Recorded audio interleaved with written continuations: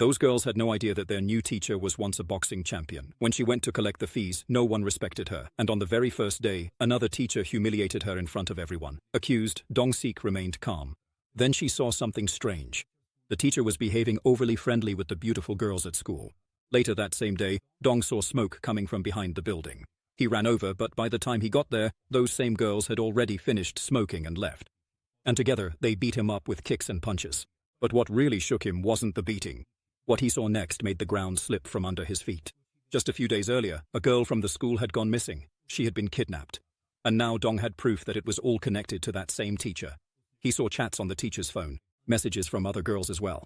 One of them had recently skipped school. But Dong had seen her, so he immediately called and told her not to go on that date, because the man she was going to meet was the same monster who had taken her friend. Maybe the teacher sensed something was wrong, so he drugged that girl. Before Dong could get there, he rushed towards them in his car, but by the time he arrived, the girl was already trapped.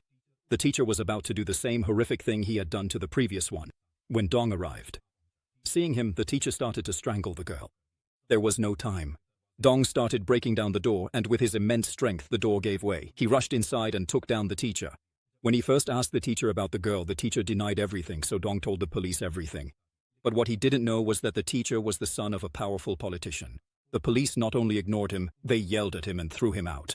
And the next day, things got even worse. Dong was fired from his job. It turned out that the school was also owned by the same politician. Heartbroken, he left the place, but fate had more horrors in store for him. Just a few days earlier, the girl who had been kidnapped was found dead under a bridge. That was when Dong made up his mind. He would avenge his student. Now that he had no job, he no longer cared about what would happen next. The next day, when the old man was going home, Dong deliberately drove his car straight at him. But even after the crash, the old man survived. That was the last straw. Dong lost all patience. He decided to take matters into his own hands, and when he sees the old man walking straight toward that boxer, he gets so scared that he urinates right there on the road.